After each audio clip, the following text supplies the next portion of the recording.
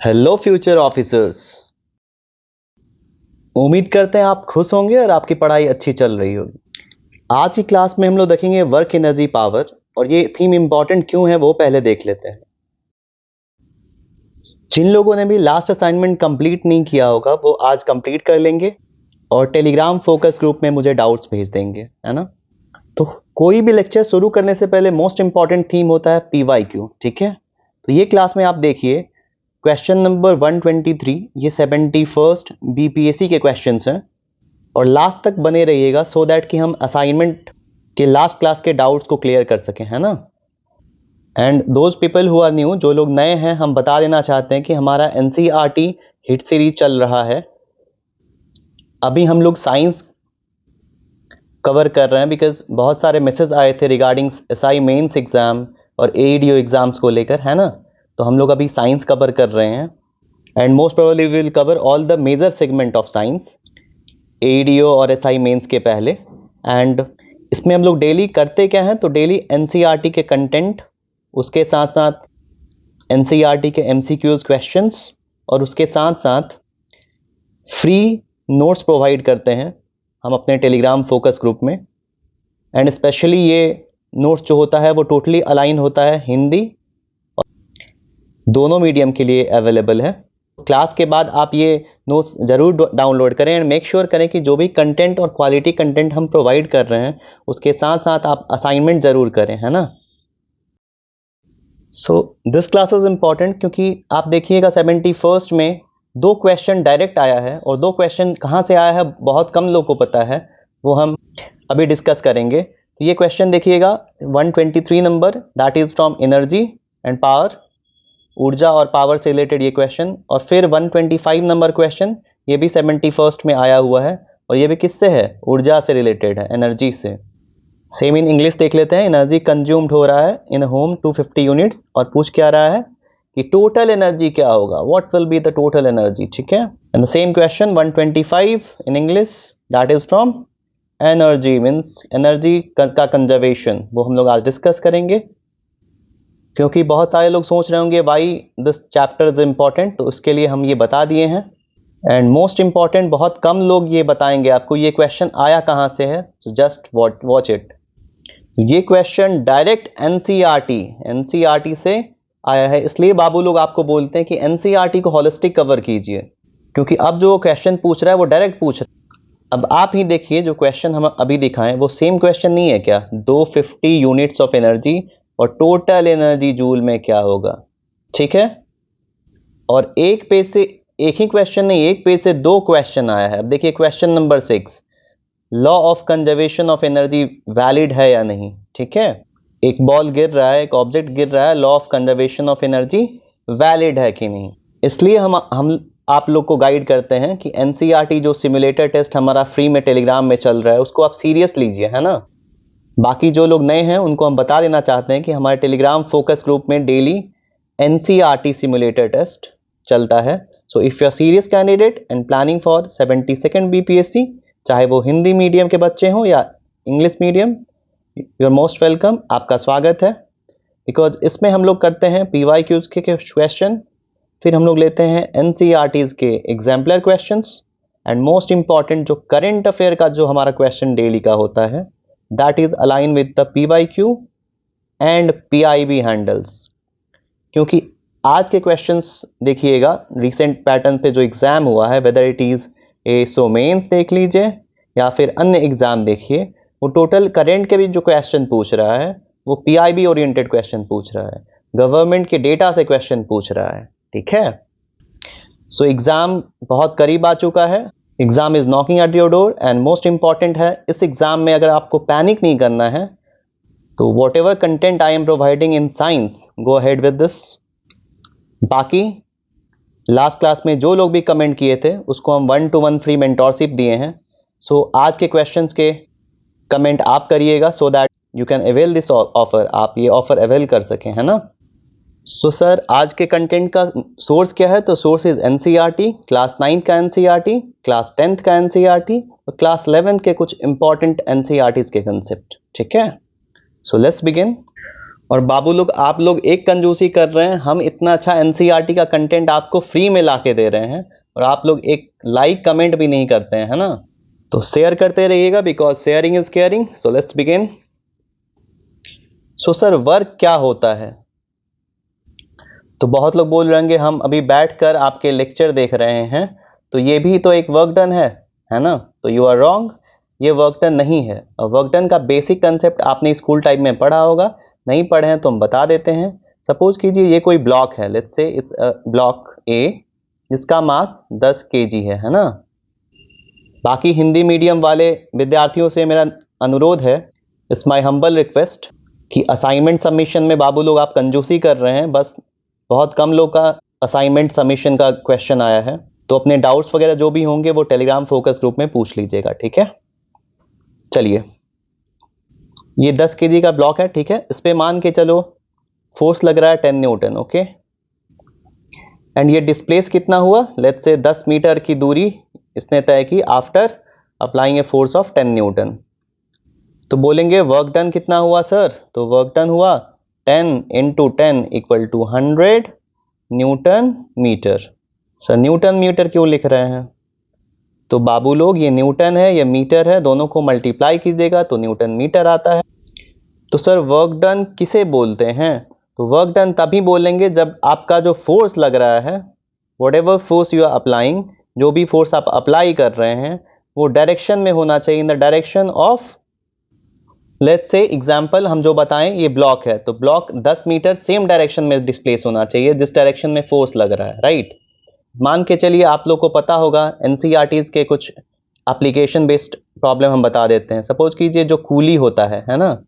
आप देखते होंगे कूली जो होता है, तो वो भी तो सामान लेके जाता है ना? लेकिन उसमें वर्क डन क्यों नहीं कैलकुलेट करते हैं? ठीक है, तो आप कभी सोचे हैं? क्योंकि उस केस में क्या होता है कि वर्क डन जो होता है हमारा जीरो क्यों होता है?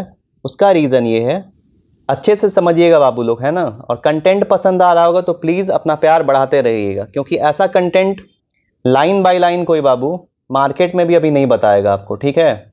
एंड स्पेशली हम उन बच्चों के लिए ये सीरीज लाए जो बार बार मैसेज करते थे कि सर पैनिक कंडीशन में है, सर कैसे भी करके साइंस कवर करा दीजिए, है ना?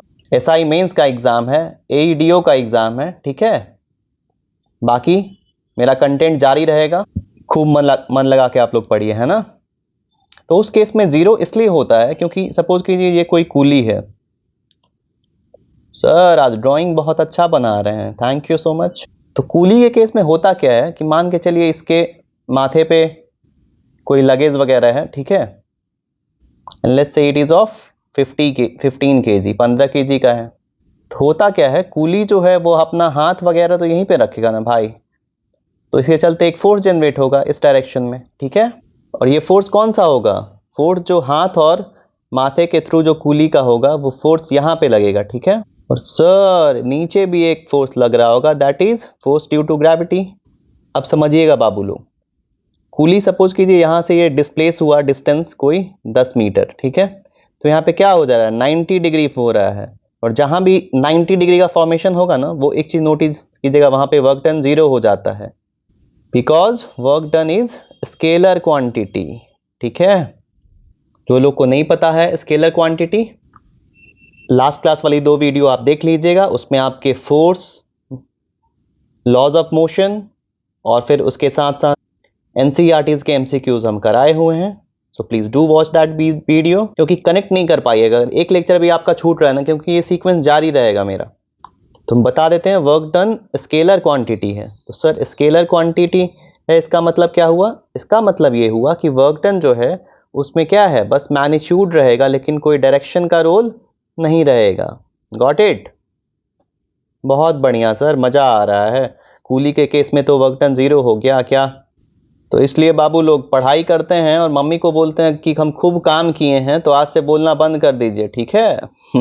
बिकॉज वहां पे आपका कोई डिस्प्लेसमेंट नहीं हो रहा है। जब तक आप किसी भी डायरेक्शन में डिस्प्लेस्ड नहीं होंगे, दूरी नहीं तय करेंगे, तो वर्क डन कैसे लगेगा? Got it? So work done का फाइनल फॉर्मूला क्या आया? फोर्स इनटू डिस्प्लेसमेंट, ठीक है? फोर्स इनटू डिस्प्लेसमेंट, इसी को हम लोग लिखते हैं F.S, ठीक है? एफ डॉट एस क्यों लिखते हैं? क्योंकि ये डॉट प्रोडक्ट है। डॉट प्रोडक्ट मतलब 11-12 में जो लोग फिजिक्स लिए होंगे वो लोग रिकनेक्ट कीजिएगा, जो लोग नहीं लिए हैं उनको हम समझा देते हैं। डॉट प्रोडक्ट तब लेते हैं जब कोई क्वांटिटी क्या होता है, स्केलर होता है। तो ए डॉट पी का वैल्यू होता है F S cos theta. Theta क्या हो गया, सपोज कीजिए ये एंगल थीटा है, यहाँ पे फोर्स लग रहा है एफ और ये डायरेक्शन है डिस्प्लेसमेंट का। हिंदी मीडियम, डिस्प्लेसमेंट मतलब विस्थापन, मतलब एक पोजीशन से दूसरे जगह जाना, ठीक है। तो इसलिए बताइए कॉस कुली केस में 90 डिग्री हो जा रहा था, इसलिए क्या हो रहा था वर्क डन 0, क्योंकि कॉस 90 का वैल्यू क्या होता है सर 0, ठीक है।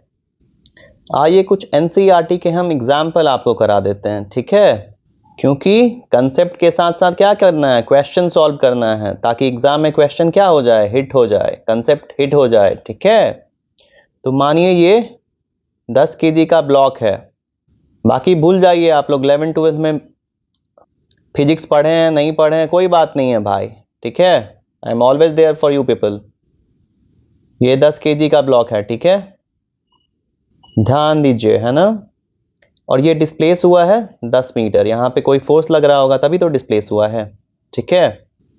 तो एनसीईआरटी के क्वेश्चन में है work done by gravitational force क्या होगा, इस केस में work done by gravitational force क्या होगा, सोचिए सोचिए सोचिए। सर नहीं सोच पा रहे हैं, ओके नो प्रॉब्लम।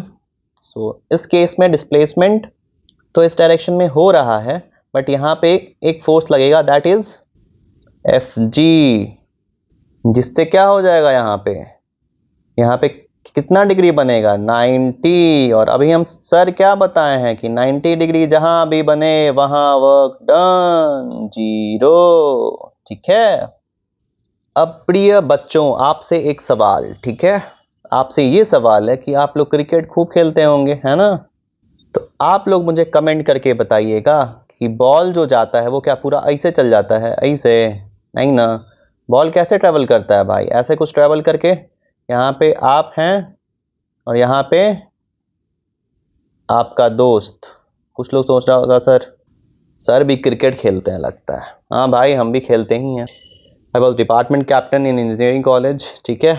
तो इस केस में बताइए सर आप लोग कि ये जो होता है मोशन, उस मोशन को क्या बोलते हैं। सपोज एक बॉल जो है, let's say this is a kookaburra ball, ठीक है, ये बॉल है, ये बॉल फेंका जा रहा है इस डायरेक्शन में, ऐसे नीचे की ओर जा रहा है। इस केस में कौन सा मोशन होता है, विच मोशन, आप लोग कमेंट करेंगे, है ना। जो भी कमेंट करेगा भाई उसको 1-to-1 मेंटरशिप फ्री। कमेंट करने से क्या होता है, कमेंट करने से आप कनेक्ट कर पाइएगा, जो भी कंसेप्ट हम पढ़ा रहे हैं उसको कनेक्ट कर पाइएगा। एक्टिव रिकॉलिंग इज इम्पॉर्टेंट, है ना, क्योंकि बहुत सारे 71st मेंस वाले बच्चे अभी पैनिक हो रहे हैं, बार बार मैसेज करते हैं कि सर रिकॉल नहीं कर पा रहे हैं।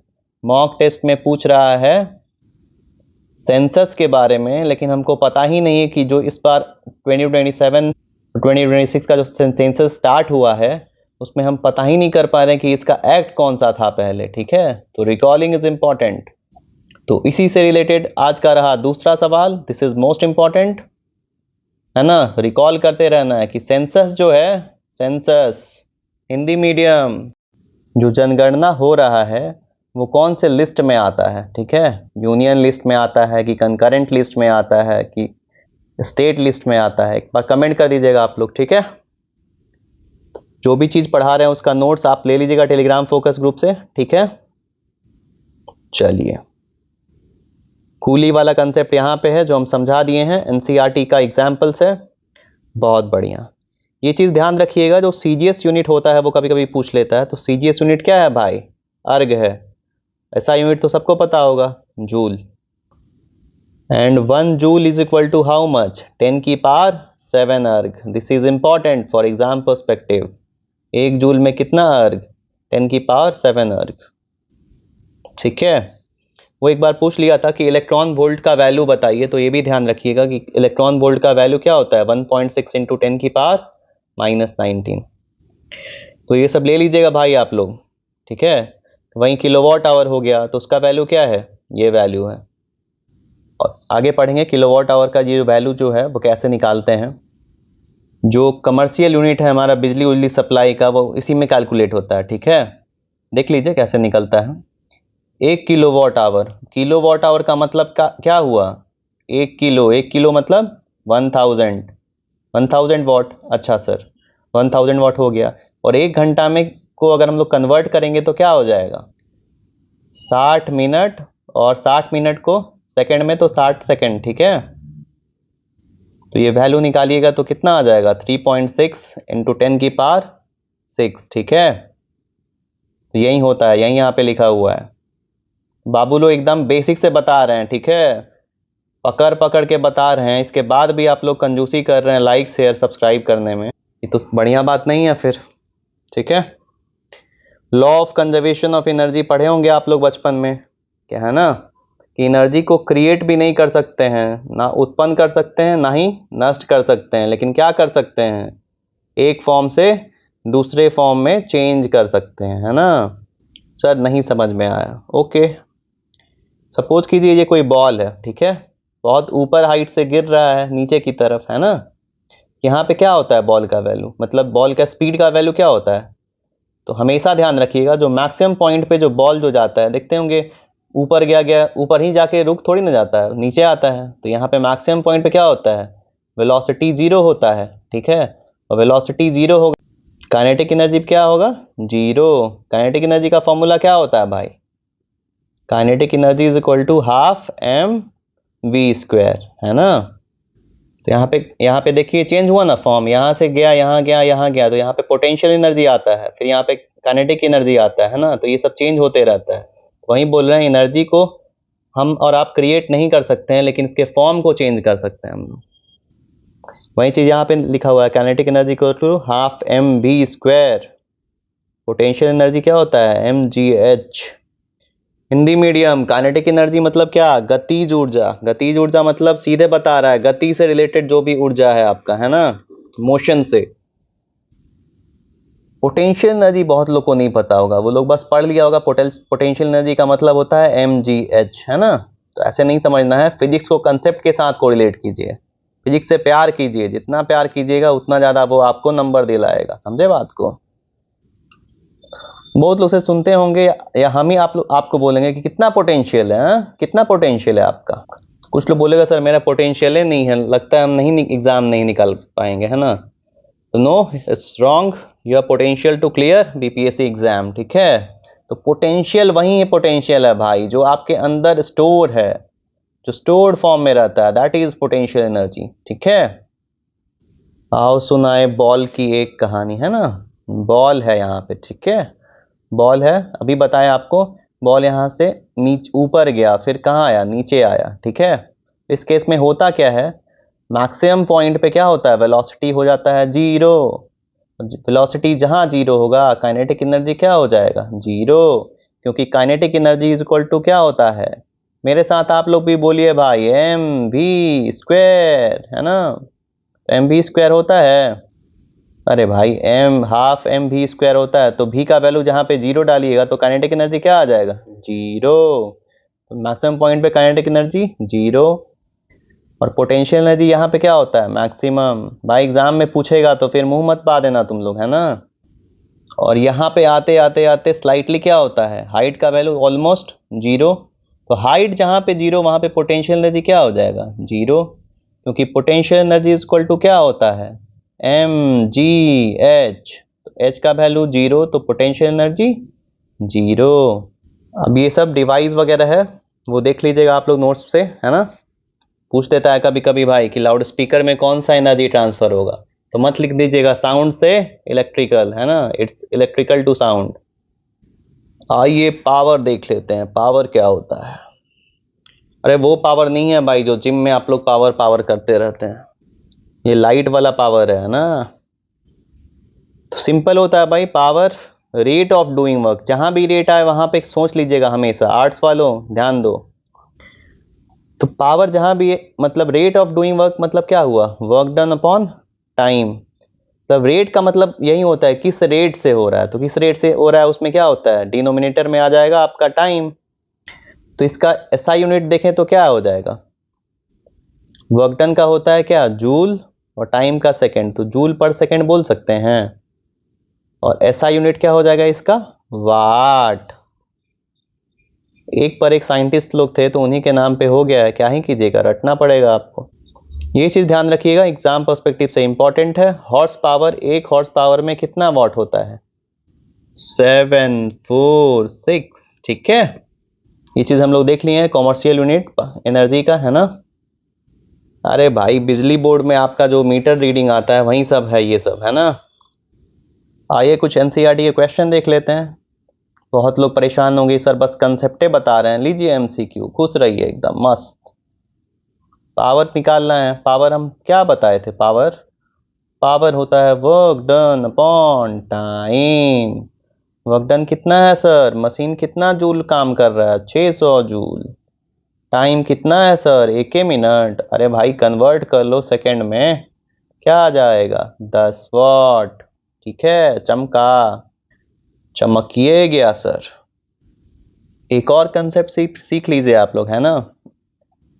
जो टोटल एनर्जी होता है सिस्टम का, मान लीजिए ये कोई आइसोलेटेड सिस्टम है, ठीक है। आइसोलेटेड सिस्टम वो सिस्टम है जहां पे हम लोग जो भी एक्सटर्नल पैरामीटर है उसको नेग्लेक्ट करके चल रहे हैं, ठीक है। तो हम क्या बताए थे, एनर्जी चेंज हो सकता है एक फॉर्म से दूसरे फॉर्म में, लेकिन क्रिएट नहीं हो सकता है। इसलिए क्या होता है, आप बॉल वाला एग्जांपल सोचिए कि बॉल जब ऊपर जा रहा था तब क्या हो रहा था भाई, इसकी स्पीड एक समय के बाद क्या हो गई थी, 0 हो गई थी।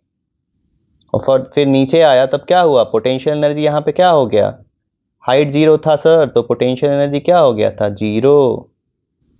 तो टोटल एनर्जी हम लोग क्या लिख सकते हैं, बेसिक फॉर्म में देखें तो पोटेंशियल एनर्जी प्लस क्या हो जाता है, काइनेटिक एनर्जी।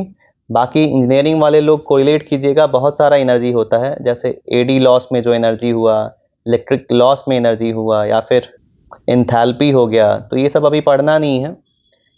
आप लोग बस इतना समझ के चलिए, टोटल एनर्जी हमेशा क्या होता है, कंजर्व रहता है। आइए आइए आप लोग, एमसीक्यू के बेताब बादशाह हैं आप लोग, है ना। चलिए, स्टोन ऑफ मास 0.5 kg, है ना, 0.5 kg का स्टोन है, उसको वर्टिकली फेंका गया है, ठीक है। विथ वेलोसिटी कितना है भाई, 20 मीटर पर सेकेंड। ये मानिए यहाँ तक पहुंचा स्टोन। मैक्सिमम हाइट पूछ रहा है क्या होगा, ठीक है। बाकी अगर आपने लेक्चर 2 किया होगा तो आप हाइट का फॉर्मूला सीधा सीधा बता सकते हैं कि सर आप डिराइव किए थे v²/2g, है ना। वहां से भी ये आंसर आ सकता था, लेकिन आप लोग को फिर से हम डिराइव कर देते हैं, है ना, कि जब नीचे से ऊपर गया है तो क्या चेंज हुआ है। सर आप अभी बताए हैं कि टोटल एनर्जी हमेशा क्या होता है, कंजर्व, मतलब पोटेंशियल एनर्जी यहाँ पे किसके बराबर हो जाएगा, काइनेटिक एनर्जी के बराबर, है ना। तो क्या हो जाएगा भाई, mgh=12 ये खत्म। तो यहां से क्या आ जाएगा भाई, h का वैल्यू v²/2g, तो v का वैल्यू डाल लीजिए और फिर आंसर आ जाएगा।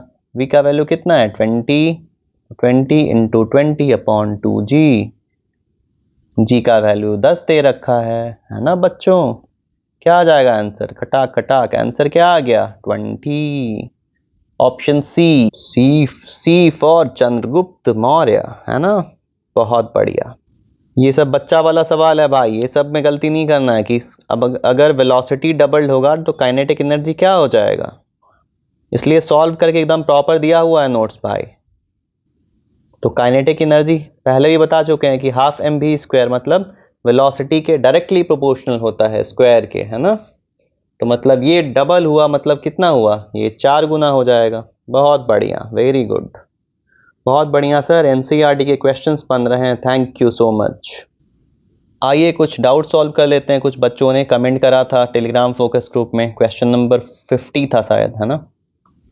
तो बोल रहा है कि किसमें इनर्शिया ज्यादा होगा, ठीक है।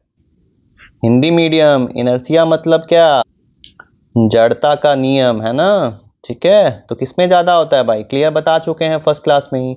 जहां भी इनर्शिया दिखे मास से कोरिलेट कीजिएगा, जितना ज्यादा मास उतना ज्यादा इनर्शिया। तो आंसर क्या आएगा इसमें भाई, आंसर विल बी 450 ग्राम। ठीक है भाई, इतना बोल बोल के एक एक चीज़ समझा रहे हैं। आप लोग भी एक बार सब्सक्राइब वगैरह कर लीजिए, ठीक है, ताकि आगे भी ऐसा ही इनिशिएटिव आप लोग के लिए मिल सके। एक क्वेश्चन था आपका, और क्वेश्चन नंबर 45, ठीक है। लुब्रिकेंट क्यों यूज़ करते हैं? तो ये PYQs है। लुब्रिकेंट इसलिए यूज़ करते हैं ताकि फ्रिक्शन क्या हो जाए, कम हो जाए। फ्रिक्शन कम कहाँ दिख रहा है? Option number B. ठीक है भाई, ये सब चीज़ तो बता चुके हैं। फ्रिक्शन क्यों कम होगा? फ्रिक्शन इसलिए कम किया जाता है ताकि जितने भी ऑटोमोबाइल हैं, मशीन है, कार है इत्यादि, ये सब क्या है, फास्ट मूव कर सके। इसलिए रेजिस्टिव फोर्स, उसके विरुद्ध जो इतना भी फोर्स लगता है वो कम लगना चाहिए, है ना। तो इसलिए लुब्रिकेंट यूज करते हैं। तो चलिए, बिना PYQ किए जय जयकार नहीं होती, कोशिश करने वालों की कभी हार नहीं होती, है ना। तो भाई लोग, आप लोग जरूर कमेंट कीजिएगा, सो दैट आगे भी हम ये इनिशिएटिव को प्रोसीड करें, क्योंकि ये सब कंटेंट लाइन बाय लाइन देने में ना भाई, कोचिंग इंडस्ट्री साल भर पढ़ाएगा, उसके बाद भी ना NCERT कवर नहीं कराता है वो लोग। ठीक है, इट्स ए बीटर ट्रूथ, है ना। बाकी चलिए, ये PYQ आपका होमवर्क है, जरूर कीजिएगा, और इसका आंसर आप कमेंट कीजिएगा मुझे। इस बार BPSC में पूछा गया है, और हम बता चुके हैं ये BPSC का क्वेश्चन नहीं, ये किस चीज़ का कौन सा क्वेश्चन है भाई? NCERT। और ये क्वेश्चन हम क्लास में डिस्कस कर लिए हैं कि भाई बॉल गिर रहा है तो क्या होगा, है ना। ये भी हो गया हम लोग का। तो इसका आंसर क्या हो जाएगा? Principle of conservation of energy is not violated. ठीक है, क्योंकि हम क्या बताए हैं सर, टोटल एनर्जी हमेशा क्या रहता है, कंजर्व रहता है। तो कंजर्व रहेगा तो वायलेट थोड़ी ना होगा भाई। तो ये नोट्स आप लोग टेलीग्राम फोकस ग्रुप से जरूर ले लीजिएगा, ठीक है। ये हिंदी मीडियम इंग्लिश मीडियम दोनों के लिए है, ठीक है। बेसिक से एकदम दिया हुआ है नोट्स, उसके साथ साथ क्या है, NCERT का एक्सरसाइज क्वेश्चन सॉल्व किया हुआ है, ठीक है। आइए शुरू करते हैं ग्रेविटेशन का खेल, ठीक है। तो ग्रेविटेशन का सिंपल फॉर्मूला क्या है, सिंपल फंडा क्या है, वो इंपॉर्टेंट है। फॉर्मूला तो सबको पता रहता है, लेकिन फंडा ही नहीं पता रहता है। And physics is all about क्या, फंडा, फंडामेंटल, है ना। अरे हिंदी मीडियम बेसिक भाई, बेसिक, ठीक है। तो ग्रेविटेशन सिंपली सिखाता है कि दुनिया में कहीं भी दो ठो मास दिखे ना, M1 और M2, तो दोनों के बीच में क्या होगा, अट्रैक्शन। क्या होगा, आकर्षण होगा सर। मेरा ये डाउट है सर कि मेरी लाइब्रेरी की जो दोस्त है, उसके पास भी तो सर मास है, उसका भी मास तो 45 kg है, वो जिम भी जाती है सर, लेकिन हमसे अट्रैक्ट ही नहीं हो रही है। फोर्स ऑफ अट्रैक्शन तो लग रहा होगा ना सर। तो ऐसा सोच रहे हैं आप, तो सोच तो सही है, लेकिन कंसेप्ट मिसिंग है भाई, फंडा क्लियर नहीं है, ठीक है। तो चलिए फंडा आपका क्लियर करते हैं। तो जो फोर्स जो लगता है, वो तो दोनों फोर्स ऑफ अट्रैक्शन के बीच लगता है, वो सही बात है, लेकिन उसके बीच में जो सबसे इंपॉर्टेंट बात है कि दोनों का मास जो होना चाहिए वो ज़्यादा होना चाहिए, ठीक है। क्यों ज़्यादा होना चाहिए? क्योंकि इसके बीच में आता है एक कैपिटल G नाम का शख्स, और ये कैपिटल G कौन दिया था भाई? तो कैवेंडिश, ठीक है। तो बेसिकली होता क्या है कि फोर्स ऑफ अट्रैक्शन क्यों नहीं लग रहा है आपके और आपकी वो लाइब्रेरी वाली मेट के साथ? क्योंकि आप दोनों के बीच में जो मास जो है ना, वो बहुत कम है, और यहाँ पे मास का वैल्यू ज़्यादा होना चाहिए, तब ये फंडा काम करेगा, ठीक है। क्योंकि ग्रेविटेशनल कांस्टेंट का वैल्यू बहुते कम होता है सर, 6.67 इंटू 10 की पावर -11, और यूनिट याद रखिएगा भाई, न्यूटन nm स्क्वायर kg की पावर -2। रटा होना चाहिए भाई। कैसे निकलता है सर, वो भी हम बता देते हैं आपको। सर तो बेसिक के से बताने के लिए तैयार हैं, लेकिन आप लोग सर की बात कहाँ ही सुनते हैं, लाइक शेयर कहाँ ही करते हैं। Force is equal to G m1 m2 upon r square, ठीक है। तो सर फोर्स का क्या होता है यूनिट, न्यूटन। आर ध्यान से देखिए, आर इधर जाएगा तो क्या हो जाएगा, मीटर स्क्वायर। और सर मास m1 m2 नीचे इधर आएगा तो क्या आ जाएगा, kg स्क्वायर। सर ये सब चीज़ तो हम स्कूलों में नहीं सीखे थे जो आप सिखा रहे हैं। न्यूटन मीटर स्क्वायर और केजी नीचे से ऊपर गया तो ये माइनस। अब इतना अच्छा से बेसिक से बता रहे हैं, उसके बावजूद भी आप लोग गलती कीजिएगा तो फिर ये तो गलत बात है ना? क्योंकि असाइनमेंट आप लोग नहीं कर रहे हैं। हमको फोकस ग्रुप में आप लोग डाउट्स नहीं भेज रहे हैं, ठीक है? 50 क्वेश्चन में मैक्सिमम बस 4 क्वेश्चन डाउट के लिए है, डिनोट्स कि आप लोग सीरियसली इस असाइनमेंट को नहीं ले रहे हैं, ठीक है? सर ये तो समझ में आ गया कि लाइब्रेरी वाली सुंदर कन्या के बीच फोर्स ऑफ अट्रैक्शन क्यों नहीं लग रहा है। बहुत बढ़िया, ओके। Next proceed. हम लोग देखेंगे वेट क्या होता है। बहुत लोग पूछता होगा ना, मशीन पे आप लोग वेट करते होंगे, है ना? तो आप लोग क्या बोलते हैं कि मेरा वेट तो 60 किलो हो गया है। लेकिन आज से ये बोलना बंद कर दीजिएगा, वरना लोग समझेगा कि आपका फिजिक्स क्या है, 0। क्यों भाई? वो वेट नहीं होता है बाबू, वो क्या होता है, मास। मास बोलिए कि मास मेरा कितना हो जा गया है, 60 किलो। वेट तो भाई फिर वेट कितना हो जाएगा इसमें? अगर वेट का फॉर्मूला लगाइएगा, वेट बराबर क्या होता है, mass into acceleration due to gravity. ये वैल्यू कितना होता है, 9.8। हम क्या एज्यूम कर रहे हैं, मान के चलिए 10 के बराबर है, ठीक है?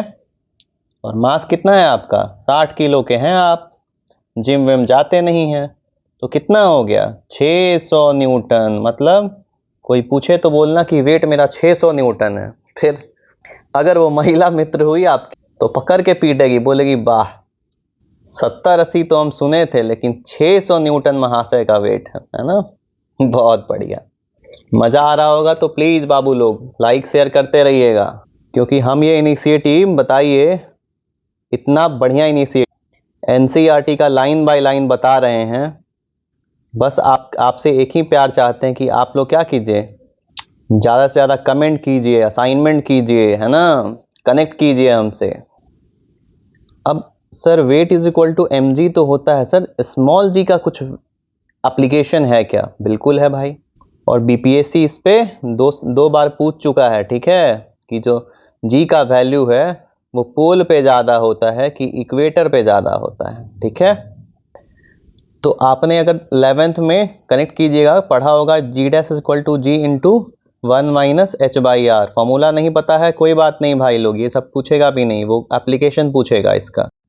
तो एग्जाम पर्सपेक्टिव से क्या इंपॉर्टेंट है इसमें? तो सर एग्जाम पर्सपेक्टिव से दो चीज इंपॉर्टेंट है सर। जी जो है एक्सेलरेशन ड्यू टू ग्रेविटी, जी वो हाइट के साथ क्या करता है, डिक्रीज करता है, ठीक है?